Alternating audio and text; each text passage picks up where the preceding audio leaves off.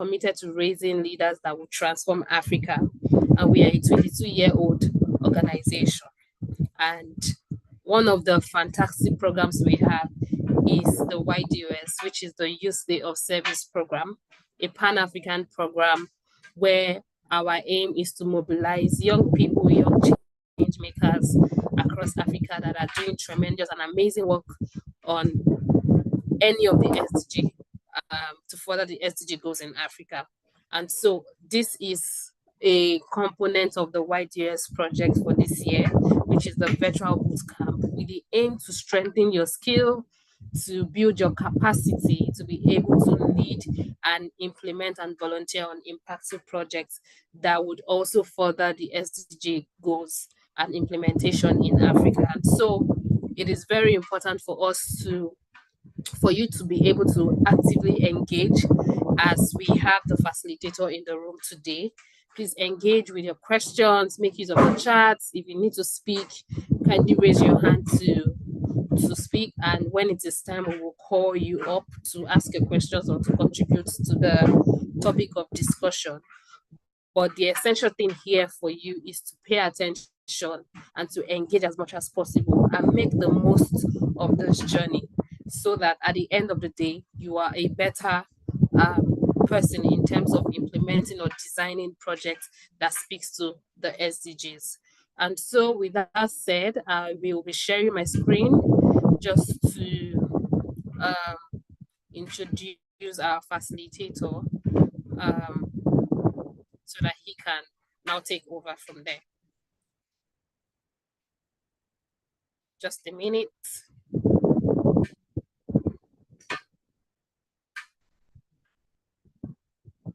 Okay, so great. I have the pleasure of introducing our facilitator today, by name Joshua Alade. If you are somebody that is conversant with the social development space, you would know the person that I am going to bring up really quick right now.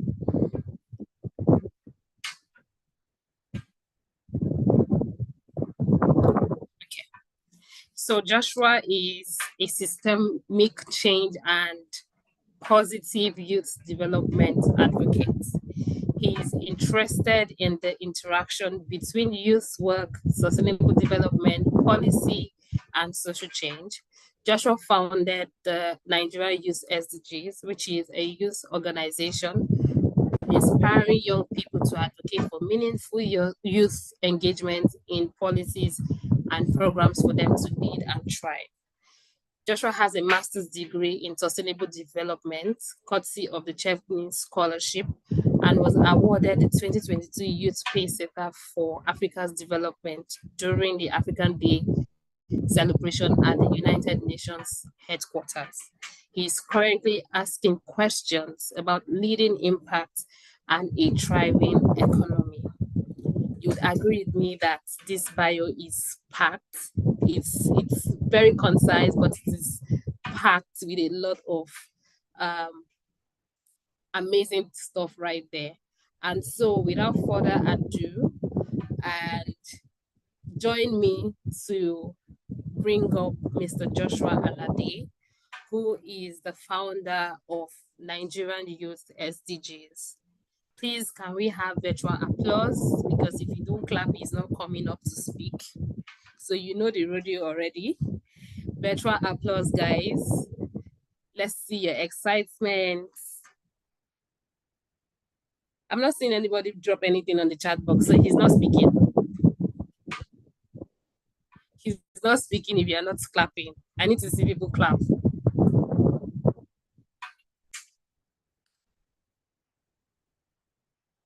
Hi, Joshua. I can see you're clapping. I can see you're clapping. Hi, Victoria. Hi, thank you so much for having the time to speak with us today. I'm glad to be here. Thank you for the opportunity. Okay, over to you. All right, great. Just to double check, will you be sharing my slides? Okay, yes, I will. I'll bring that up now. All right, great. Thank you. Hi, everyone. Good afternoon, good evening, wherever you are on the continent of Africa. And if you are in the global north, maybe in America or South America, good morning. I hope you are well. And I hope that everything around you is moving on smoothly. I'm excited to be here on the YDOS platform, just to talk about the SDGs, the Agenda 2030, and also look at the Agenda 2063. Um, so what I want to look at is the intersection of the Agenda 2030 and also the Agenda 2063, and looking at how we can ensure sustainable development for Africans. A little bit about me is that I am actually focused on deepening partnerships for social impact. I work with a wide range of organizations. My journey started in 2014. I was still an undergraduate in the University of Lagos when I started an organization called Next Gen Africa Initiative, a community organization working with teenagers, asking questions about their life and how can they become active contributors to social development in their communities. Victoria, you might want to change your slides because I'm viewing something else. And then from there, I graduated from the university and then I moved on to my youth service. It was during my youth service that I started pondering about how can young people participate in sustainable development with the SDGs. Um, but you know, as it would be with an average young person in Nigeria, I moved on to I worked in an organization called Bootcamp as a communications manager, then work as a programs person with the Sahara Foundation, which is owned by Sahara Energy. Victoria, can you please present my slides? Thank you. And then from working with Sahara Energy, I moved on to really establishing the Network of Youth for Sustainable Initiative, which is always known as Nigerian Youth SDGs.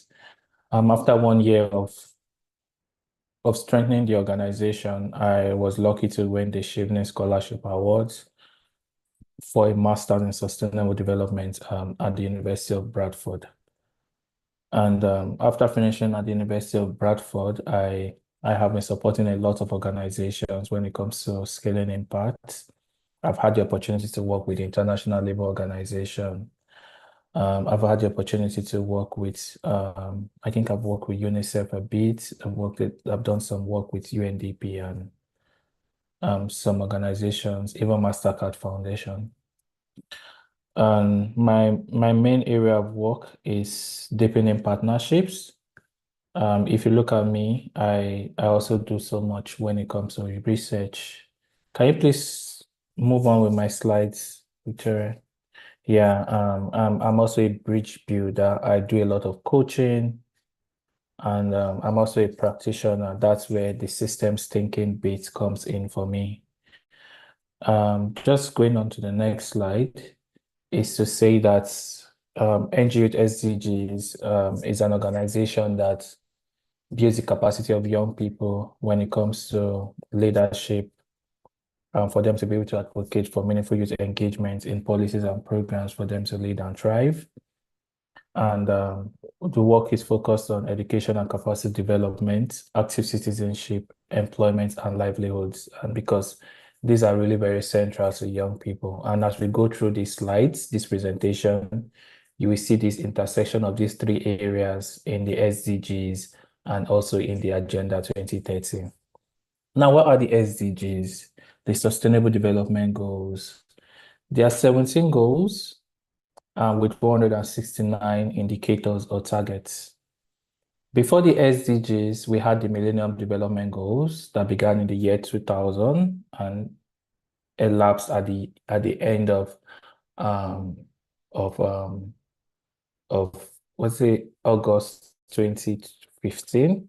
And then in September 2015, the whole world leaders gathered in New York at the UN headquarters to talk about the Sustainable Development Goals, building up on the MDGs.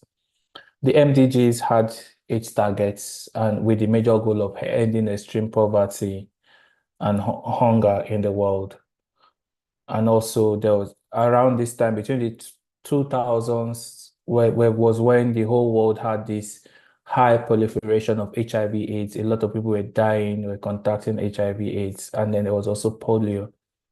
So the MDGs were focused on reduction in HIV/AIDS, polio, looking at malaria, looking at how can we reduce hunger, and then there have been lots of achievements that were said about the MDGs.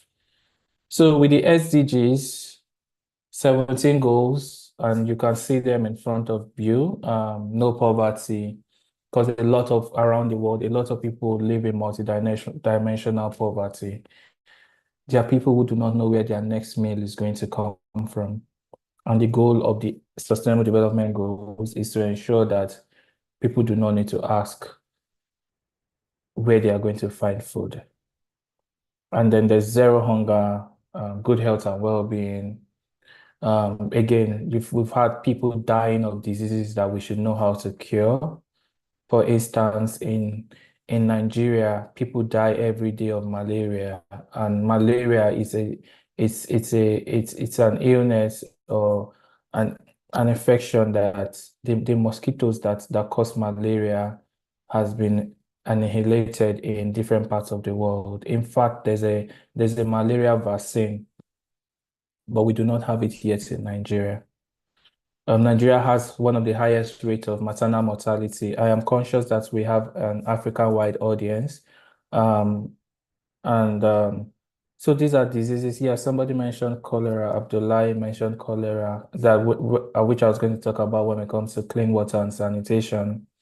Education is really very big when it comes to the SDGs. But one thing I want to point out is that the SDGs actually has 5 pillars, which is the people, the planet, peace, prosperity, and partnerships. These are really very important to be able to achieve the SDGs. It started in 2015, as I mentioned, and would elapse in 2030. Now, the Agenda 2063 is by the African Union. Funny enough, the Agenda 2063 began in January of 2015, which is about 8 or 9 months even before the SDGs began. And the Agenda 2063, it's so robust that it has a 50 years timeline. So if you look at it with the SDGs, there's a 15 years timeline. The Agenda 2063, which is better called the Africa We Want, has a 50 years timeline. Just looking at Africa's development, like how long will it take for Africa to be developed? And one of the things about the Agenda 2063 is the focus on economic development. Like Africa is the youngest continent in the world. Average age of Africans is between the ages of 17 and 18. In Congo, the average age is 17. In Nigeria, the average age is 18. And in different parts of Africa, we are the youngest continent. So economic development is really very important for Africa, and it is the fulcrum of the Agenda 2063. Another thing that you will notice in Africa is that there are different political ideologies in Africa. So in some parts of West Africa, you have democracy, you have military rule. In some places in East Africa, you have democracy, you have, I wouldn't say, but maybe a little bit of autocracy kind of, in some parts of East and Southern Africa. And then a lot of things happening, which is making it very difficult for Africa to be one. because we're having different forms of governance on the continent. And the idea of the Agenda 2063 is to ensure that Africa, through political integration, can be won. And this is where we talk about the Africa Free Trade Agreement, Africa Continental Free Trade Agreement, to make sure that there's movement of goods and services across every country in Africa.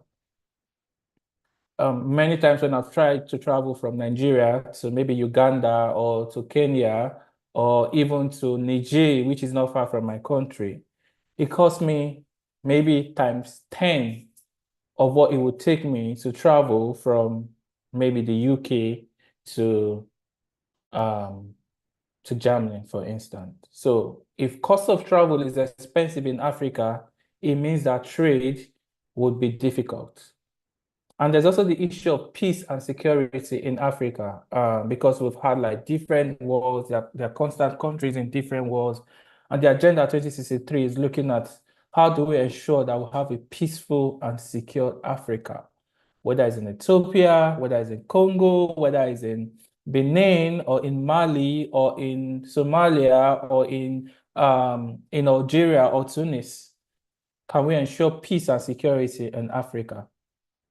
And there's also the cultural renaissance, which is saying that even though Africa is so big, Africa is the biggest continent in the world, can we still maintain our cultural authenticity?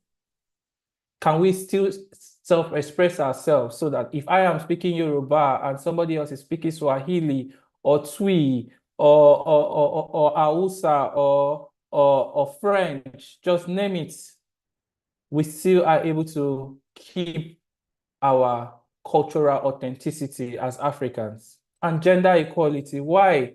Because in Africa, because of our cultural values, most times we relegate women to the background. And you know that there cannot be peace, there cannot be progress if 50% of our population are held back. So women make up 50% of Africa. So it is very important that the Agenda 2063 talks a lot about gender equality. And gender equality is not just about women alone. Gender equality is also about men too. So can we ensure that men and women have access to the right opportunities based on their biological modifications to be able to succeed? And the Agenda 2063 actually has 7 pillars, which I would talk about later on as we speak.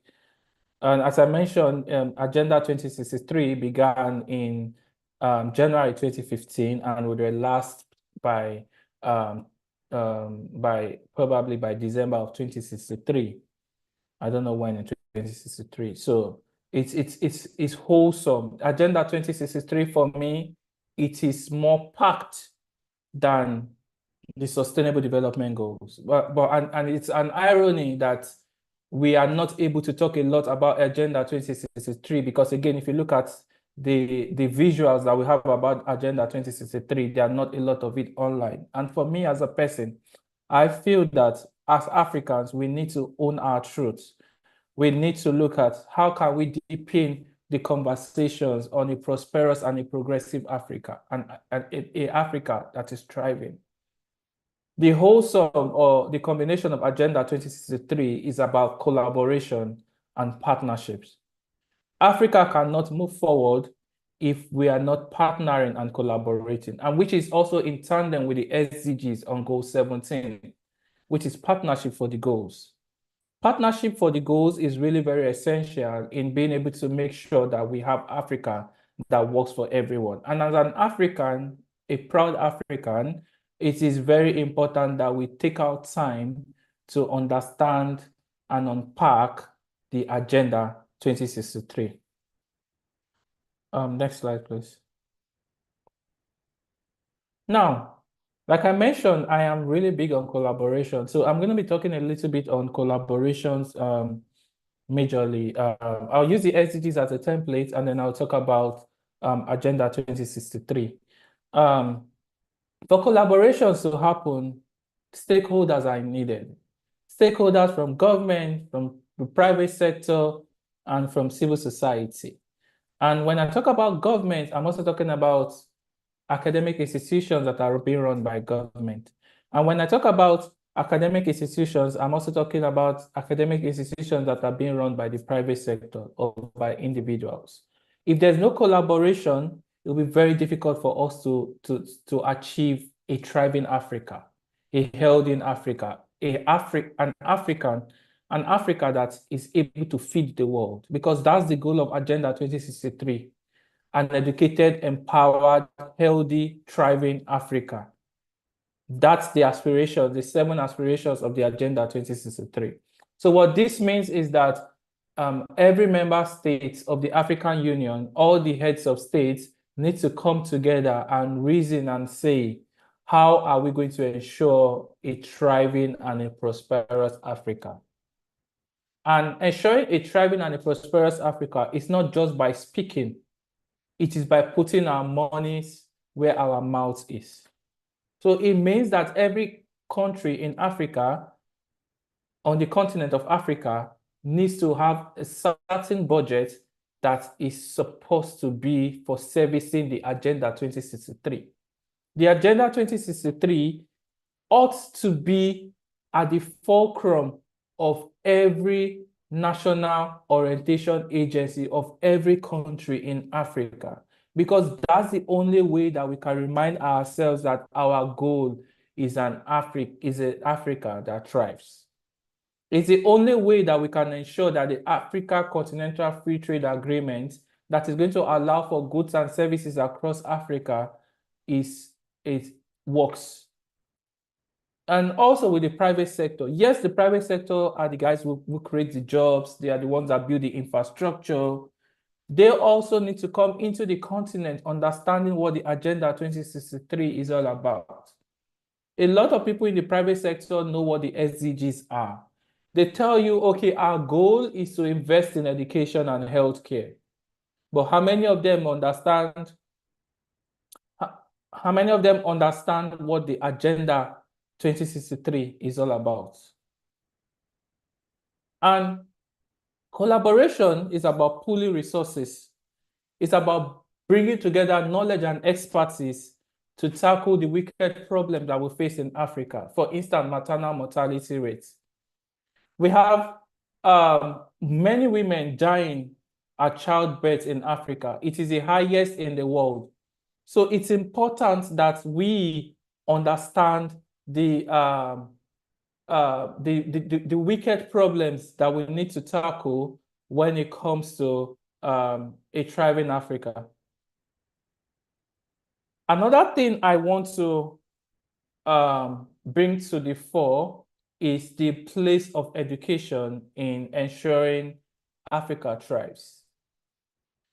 For instance, in Nigeria, which is my country, we do not have enough higher institutions that would be able to meet the growing needs of young people who come out of primary and secondary schools looking out for advanced education. So if we want to have an educated and empowered Africa, creating access to higher institutions, vocational skill centers is really very important. And the only way this can happen is via collaboration and partnership.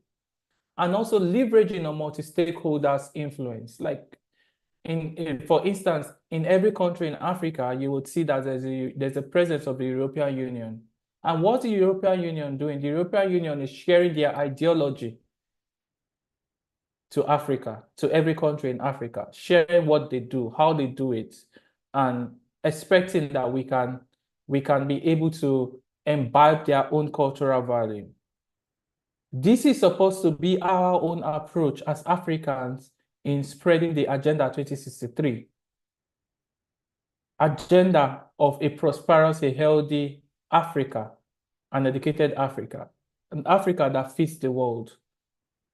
Because of our youth population, it is easier for us to be able to imbibe the technological advancements to be able to solve the problems of the world. Better than India, better than the US, better than any other country, because our population is youthful. And at YDOS, we say useful. So we have a youthful and useful population. So we need to be able to tap into this richness for greatness in Africa. Next slide, please.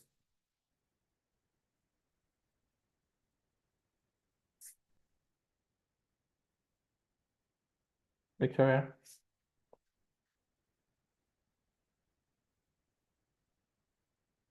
All right.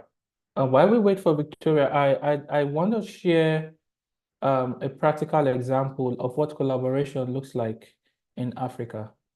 If we're going to be able to harness the power of the SDGs and the Agenda 2063 to transform our continent. Just recent, my organization was lucky to be able to work with the ILO to create the Youth Employment Strategy for Africa. Now, what's the Youth Employment Strategy for Africa? The Youth Employment Strategy for Africa is around decent work for young people. So it's a collaboration between the United Nations Department of Economic and Social Affairs, the International Labour Organization, and then the African Union, basically. And for us as an organization, what we were able to do is look at the Nigerian Youth Employment Action Plan, which is a plan to create 3.7 million jobs for young people that have been impacted by COVID-19. So we did a campaign to raise awareness of the need to meet the decent work aspirations of young people. And we were lucky to be invited by the ILO to join them in co-creating the Youth Employment Strategy for Africa. And the Youth Employment Strategy for Africa is looking at the importance of green skills for Africa development. The Youth Employment Strategy for Africa is also looking at young people who are in the informal sector. According to statistics, Africa has a very high informality. And when I talk about informality, I am talking about people who are in business, but their businesses are not registered. So I'm talking about the person who sells chapati by the roadside in Uganda or in Kenya. I'm talking about somebody who sells clothes by the roadside somewhere in Kigali, or I'm talking about somebody who sells milkshakes using a wheelbarrow that is solar powered somewhere in Tunisia or in South Africa. How do we ensure that these young people are moved from informality to formality? And the goal of moving from informality to formality is not because we want government to tax them. It is so that we can ensure that they can have access to the right tools that they need to advance their businesses. In Nigeria, there was a recent survey that was created that showed that about 88% of the entrepreneurs in my country got into entrepreneurship because they could not get a job. So with the Youth Employment Strategy for Africa, it is looking at all those young people who are unable to get jobs. Can we offer them the opportunity to get skilled up, provide them with the education they need, provide them with the access to financing, to understand how to keep their books right so that they are able to access loans from the bank? The goal is that the Youth Employment Strategy for Africa will be adopted by the African Union. It's been difficult so far, but we're still pushing because it's an idea. It shows forth what can happen with partnership. Because with the International Labour Organization, which is a global organization, they can be able to bring in all the multi-stakeholder partnership needed to fund decent work for young people in Africa. And with the convening power of the African Union, it's also easy for them to be able to mobilize resources from their country, adding it up to the resources from the ILO to ensure that young people have access to the green skills, the digital skills that they require to be able to thrive into this future of work. Another example of partnership I want to talk about is for my organization is our International Youth Day partnership with Oxfam in Nigeria. This partnership started in 2020 when the pandemic happened. And why are we hosting the International Youth Day? It's the opportunity for us to talk about the importance of youth leadership for sustainable development. We cannot have a thriving Africa if young people are not empowered to be able to speak their minds. If we do not tap into the agency of young people, it will be difficult for us to be able to create the right policies and systems that they require to lead and thrive. And there's a popular saying that nothing for us without us. You cannot create policies, you cannot create programs for young people without young people being involved. So the International Youth Day at the Nigerian Youth SDGs Network is that opportunity for us to facilitate intergenerational conversations between young people and youth stakeholders to be able to create meaningful change for young people in Nigeria. Next slide, please. And I have a question which I would really want us to ponder on, which is this question: how do we take a systems thinking approach towards efforts to leave no one behind in Africa? How do we ensure that the Agenda 2063 is not put on the back burner? How do we ensure that policymakers in Africa elevate the Agenda 2063 to the heights of the Agenda 2030? The conversations everywhere is the fact that we have 5 more years or 6 more years, if you whichever way you take it, to 2030. Will the world be better by 2030? We all know that that's going to be false. But if we have 40 more years to the Agenda 2063, with our vision of a prosperous, empowered, educative, and healthy Africa be possible. Thank you. Open up to questions, insights from anyone that if you want to share. Thank you.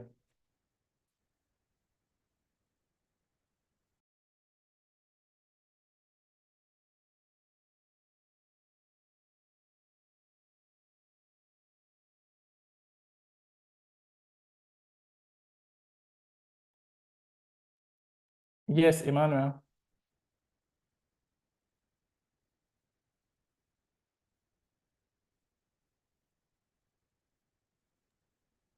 Hi, Emmanuel. You can unmute yourself and speak, please. Okay. Can you hear me?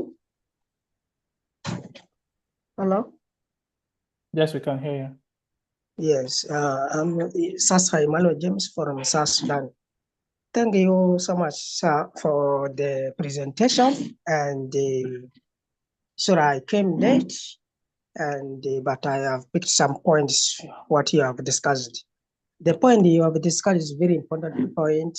We know sustainable development 2063 for Africa to reach in that time.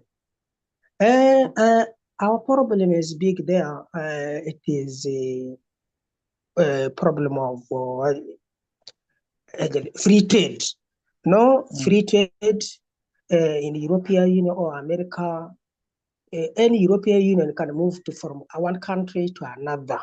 From Japan to Switzerland, from France to Germany, it is free. But for us in Africa, you can be like me. For me to just, we are now in East Africa, and Kansas, that is part of East Africa. But for me to go there into Kenya, sometimes even they charge me, you see? But this is free, you see? So it is very difficult for some of us to reach in this to 2063. We have to be in the free trade, free movement of, for me to go to Lagos to come to South Sudan, go to West Africa. If we are not this trends blockage, if we are not stopping it, we cannot reach in that 2063. Number 3, passport. You know, Nigeria has. I had from one day. I had from the African Union. People are advocating for the one passport. You see, one passport, one currency. You see, but now South Sudan has different passport. Nigeria has different passport. If I go to Nigeria, they have to charge me. I have to pay money. I have a lot of challenges for us African youth. We have to address. One currency, European Union, the money is one. You go to there. If you use a naira, I go there. That is naira. If we have maybe one currency, it is very simple for us today. But if I go there, I have to change into Nigeria. I have to convert into dollar or into euro or sterling pounds. You know, a lot of process.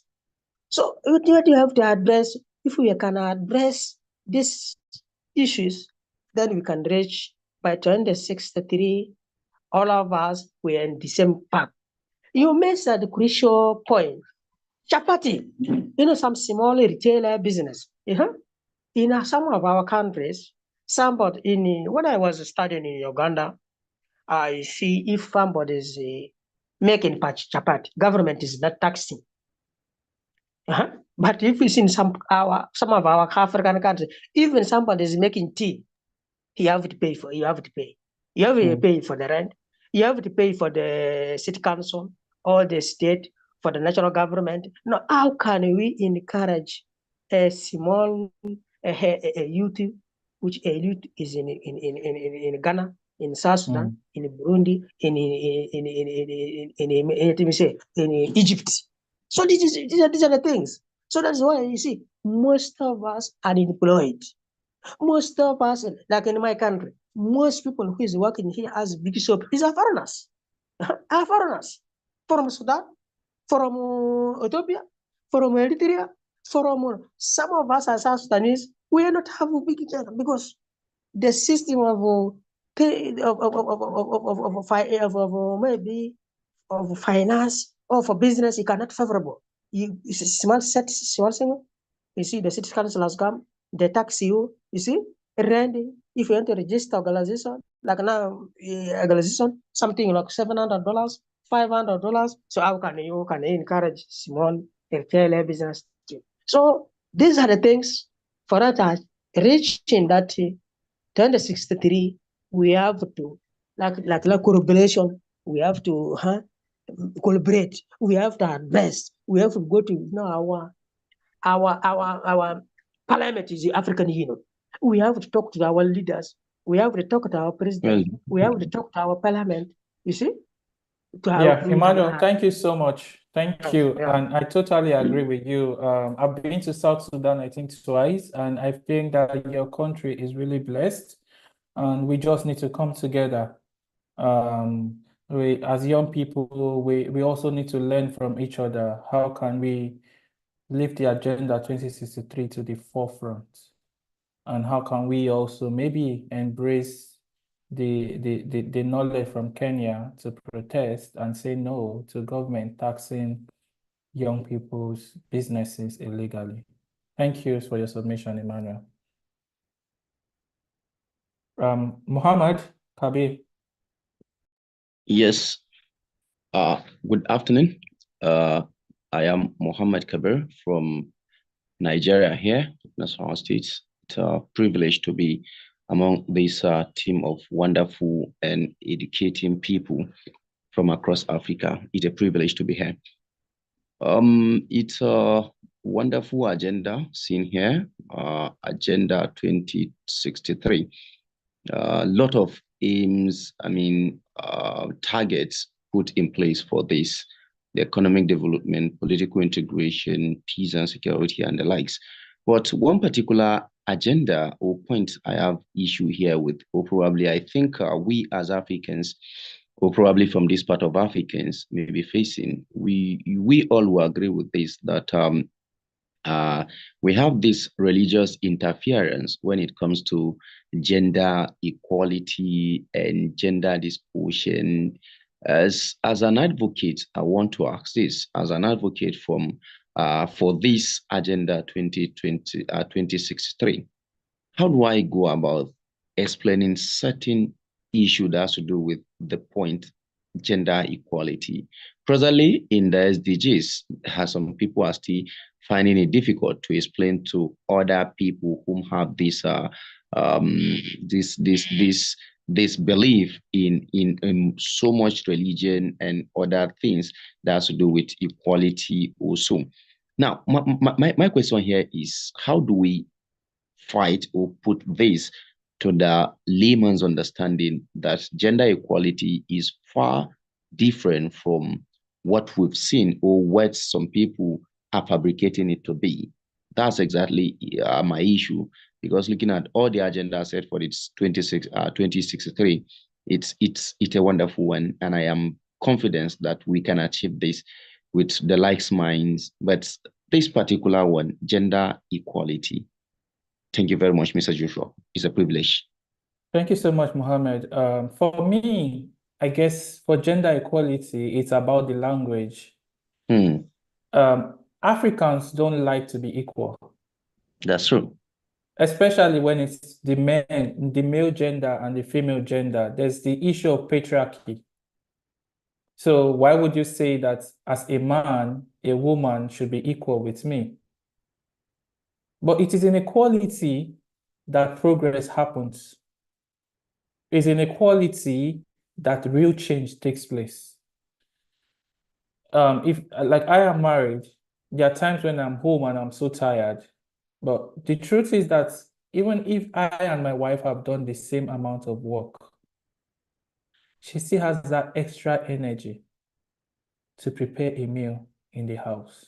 And sometimes I ask, I say, where do you get this energy from? We've done virtually the same thing today. I am tired and you still have that energy to prepare a meal for the family. And in her response, I get the definition of equality. Is the fact that when one person is down, there needs to be another person holding the fort. And this is what equality will do for us. Equality is not about leadership. Equality is about working together for progress, male and female. And equality is an invitation for growth. There have been families whereby the women who are breadwinners have been responsible for most of the caring needs of the family. If we embrace equality, data has shown that for every country that embraces equality, they witness a 4% growth in their GDP. And I'm a man, but I can tell you that sometimes when I make decisions, I get it all wrong. But a woman is more empathetic. Women have this balanced view of issues. And when they speak with humanity, with empathy. And you can see wisdom from their speech.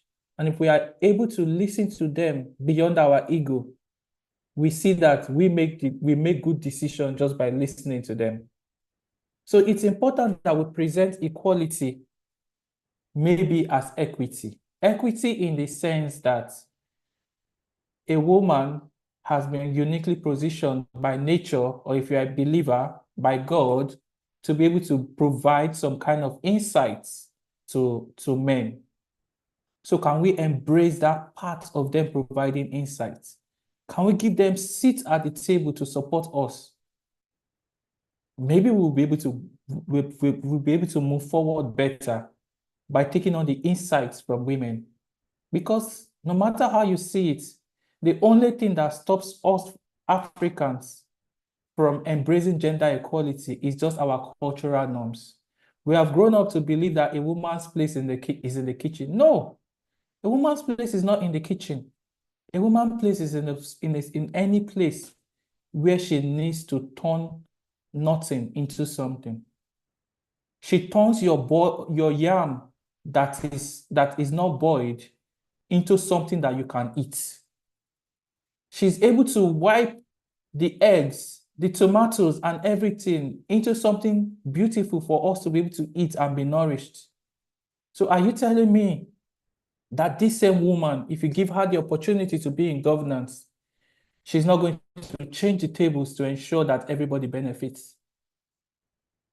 So we need to lay down on our egos as men and understand that the journey for sustainable development is about partnership, humility, and learning together, male and female. Thank you. Mary Judith.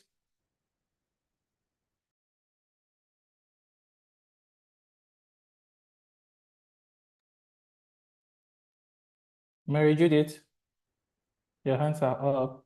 Who else? Good afternoon, sir. Yes, please, Mary Judith. Good afternoon.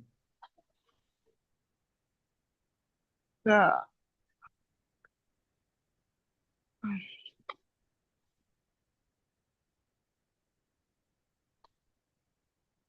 Okay, I don't have anything to say yet. I think I really enjoyed the class section. Nothing much. You're welcome, Mary Judith. Happy to hear. Abdullahi.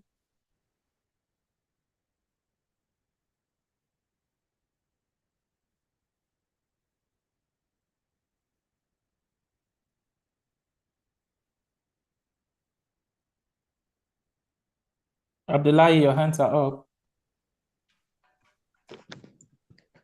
Yes, sir. Good afternoon, sir. Good afternoon, everyone. Abdullahi. Yeah. Thank you for this opportunity, sir. Sir, I need clarification on the issue of one of my friend earlier said about we citizens of Nigeria or from other countries cannot be able to maybe have a kind of transit from this country to another country, maybe in terms of their businesses or tourism or something like and what have you. So what I want to clarify is what about the issue of things that has been going on between like, for instance, this country and the other country like Nigeria and USA? Maybe citizens of Nigeria will travel to USA and misbehave, or other people like China. The recent incident that we have here in Nigeria in Kano, the citizens of China, foreigners that are here in Nigeria, mostly in Kano, they were misbehaving, maybe that lead to the death of someone, maybe it's other citizens go about it, or what is the resolution about that? Thank you, sir. Thank you, Abdullahi. This is a very sensitive issue. And what I would say is that human beings are the same, whether they grew up in Nigeria on the streets of Lagos, or they grew up in the ruins of Sao Paulo in Brazil, or they grew up in Texas or in the inner cities of New York in the United States. They are the same people. The only difference is education and empathy. That's what makes us different. Education and empathy. I wouldn't say the fear of God, because there are many people who do not believe that there's God. But if you are educated, you understand that there's nobody who is coming to take your space. Education amplifies. So whether I'm a Nigerian in the US, there are lots of Nigerians in the US who are doing amazing, and they are contributing beautifully to the economy. There are lots of Chinese in Nigeria who are contributing beautifully to the Nigerian economy. The only issue is that bad news spread fast. People who are prone to violence, you would hear them more in the news than people who are really doing great things. So Mike says that we must not allow the decision of a few make us judge the integrity and the hard work of many people. We all need ourselves. For instance, we've been on this call and we are all Africans on this call. Nobody's causing nuisance. Everybody's raising up their hands to ask questions. Nobody's talking over each other. It's because we have education and we have respect for one another. And it's the same thing. We just need to ensure that we are more human to ourselves. Nobody is coming to take your space. If I'm a Nigerian and I'm in Kenya, I'm not there to take away your space. No. The goal is how can we work together to create an Africa that works? Can I bring the resilience of the Nigerian spirit? Can I bring in the patience of the Kenyan spirit? You know, there are things that you need to do that you need both resilience and you need patience.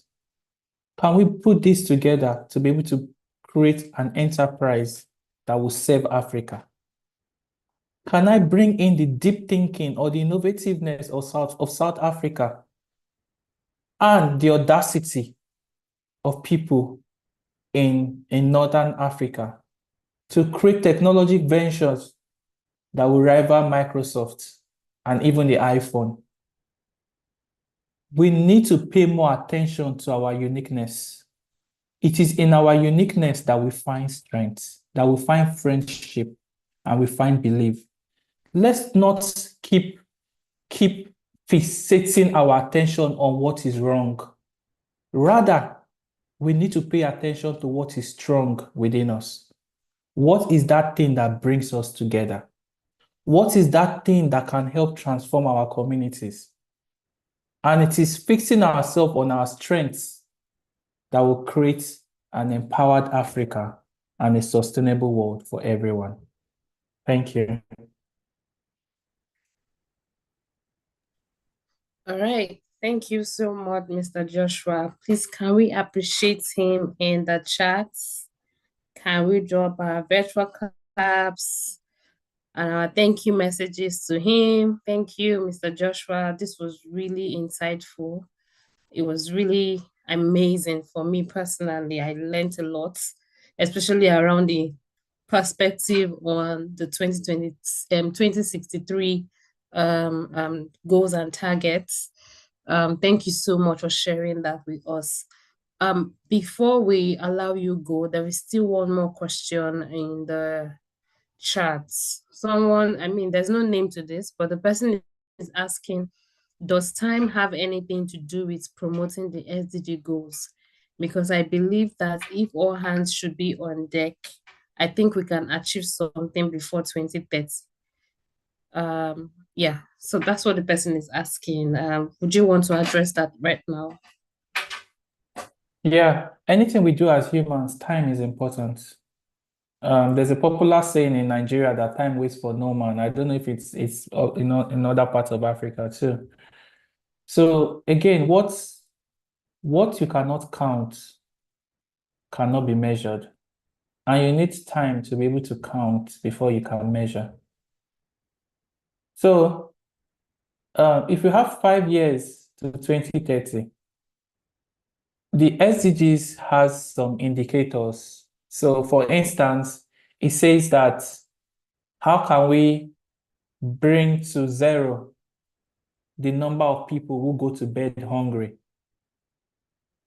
For that to happen, there needs to be enough investment in infrastructure to create food for everybody in Africa.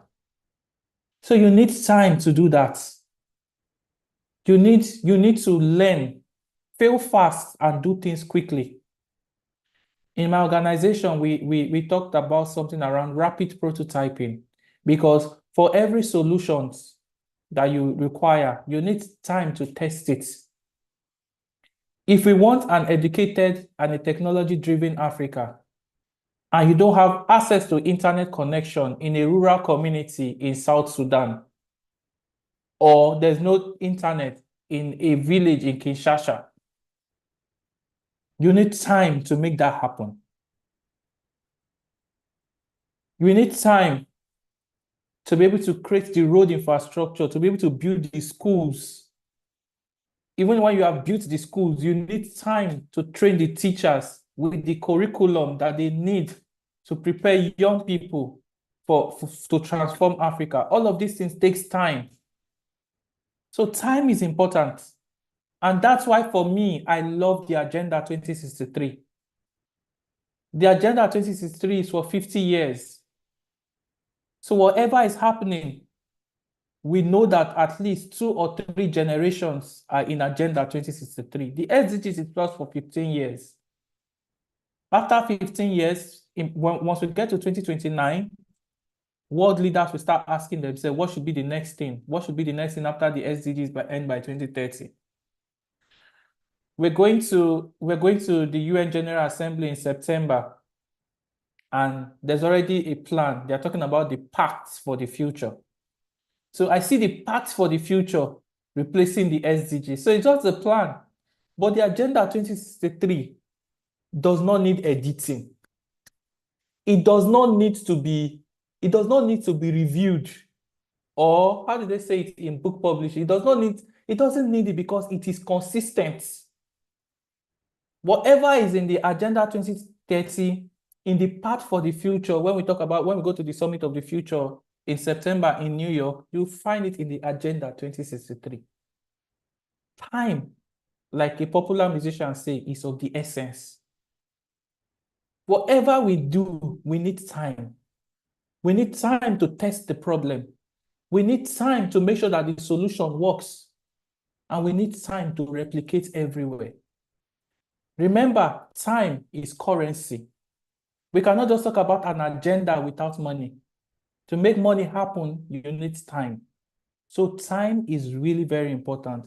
We cannot be in a hurry and say, oh, that we can do it. Yes, we can do some things, but we cannot do enough to reach everybody for a sustainable Africa. So time is important. Thank you. All right. Thank you so much for that response. I agree with you that time is really, really of the essence. If you measure the implementation rate across Africa, in fact, the results are right there. It's staring at us. We can see for ourselves how far we have gone on this journey. So, like you mentioned, and I echo your thoughts again, time is of the essence. And if we must, get to a reasonable place for 2030, we need to speed up and be very intentional about the SDG goals. Again, thank you so much for joining the call and for sharing your knowledge. I learned a lot, and I'm sure that every other person too have one or two things that they took out from your session. I do not see any chats or any questions again. So I believe that this is a good place to let you go today. Thank you again. Thank you to your team, and thank you for sharing. I know you shared the slide with us, so we would make it available to as many people that need it, so that they can also go back to some of the things you have said. So thank you again, Mr. Joshua, and do have a pleasant afternoon. Thank you. Thank you so much, guys. Thank you. So to our participants, yes, thank you for staying till this time. We have come to the end of today's session. As